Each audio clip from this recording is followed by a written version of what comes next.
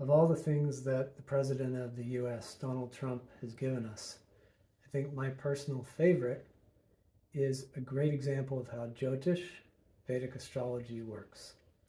Sometimes when we look at a chart, it's kind of a slam dunk. Like the principles, it's really obvious. And this is a great example for teaching a few things.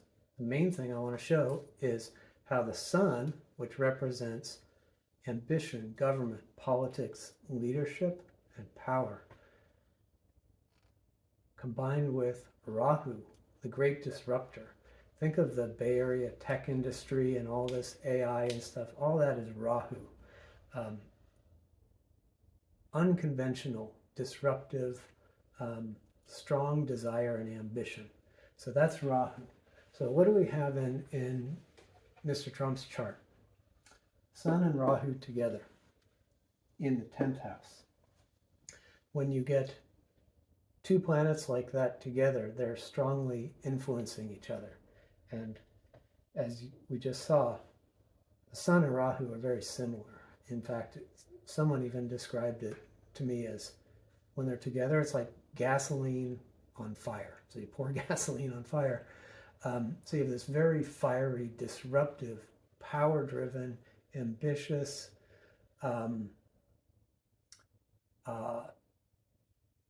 force that's taking place with regard to politics and government. Not just those two things together, but where are they? 10th house. What does the 10th house represent? Government, authority, power, fame, kingdoms, status. So these three significators of these types of things we're talking about all together here in the 10th house. It describes what we're seeing perfectly. His way of governing has been extremely unconventional. I'm not a historian, but we all know that it's very different, very unconventional. Second thing I want to show about his chart that's really interesting, and I haven't shown the whole chart here because I just don't want to overwhelm people. There's actually three things. He's born on an eclipse. So when you see the sun and the moon opposite each other like that, that's a full moon. And when you see them right on top of the lunar nodes, Rahu and Ketu, that means if it's close enough, and it is in his case, it's an eclipse. In his case, a lunar eclipse. People who are born on an eclipse, they have a very powerful, strong, I'll say purpose, or what they're going to do in life is big. So we see that also. Third thing I want to show you is these are kind of like the low-hanging fruit in a chart. Sometimes we can study a chart a lot. Maybe we'll get 80% of the real juice out of it in the first 10 minutes if you're decent at looking at charts. In this case, you look and you see, okay, second house. What's the second house? It's wealth. So Jupiter makes things bigger. It expands.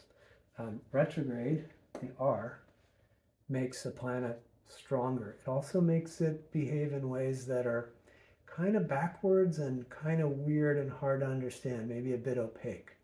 So you've got Jupiter expanding the wealth house. Further, you look at the Lord of the second house. Lord of the second house, Lord of Virgo and Gemini is Mercury. So Mercury's ruling, I say Lord and ruling, same thing.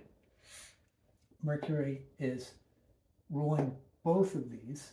The 11th is a house of gains, among other things. So the gains from what you do in the 10th house. And so this planet is in its own sign, Mercury in Gemini, which it owns, it rules, it's the lord of, makes it strong. It's also the lord of the second. So you have this strong 11th lord ruling also the second house. That's called a Dana Yoga, wealth. So just a few elements. I think this one's a slam dunk. I mean, right here, clearly describes what we've been seeing. Hope you found this somewhat useful, and hope that you have a great day. Oh.